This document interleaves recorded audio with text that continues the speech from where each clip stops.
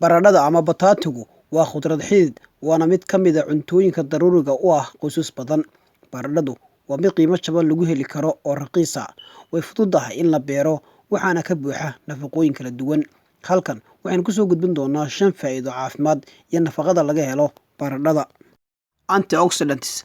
Baradhadu waxay qani ku tahay flavonoids, carotenoids iyo phenolic acid. Isku dhisidani waxay u dhaqmaan sida antioxidantska jirka iyaga oo ka takhalusaya ama meesha ka saaraya molekuulyada khatarta badan ee loo yaqaano free radicalska.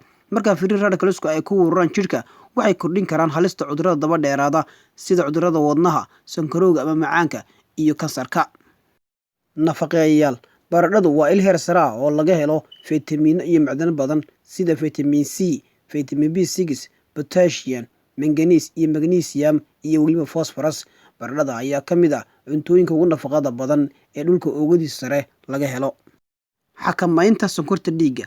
Baradhada waxaa ku jirta nooc gaar ah oo loo yaqaano starch. Starchka jirku si buuxda uma nuugo mana burburto. Taa beddelkeeda waxay gaadhaa mindhicirka weyn halkaas oo ay noqoto isha nafaqo ee bakteeriyada faa'iidada leh ee ku jirta dheef mareenka. Cilmi baadhistu waxaa isku xidhay starchkan adkaysiga leh faa'iidooyin caafimaad oo badan oo laga helo oo ay ku jiraan yareynta caabinta insulin taas oo iyaduna hagaajisa xakamaynta sonkorta dhiig wareega. Dhiig karka. Baradhadu waxay kaa caawin kartaa joogteynta cadaadiska dhiigga si caafimaad leh. Waxay u fiican tahay dadka qaba dhiig karka. Ilaalinta biyaha. Waxay dheelitiraysaa heerka sodiumka ee sarreeya.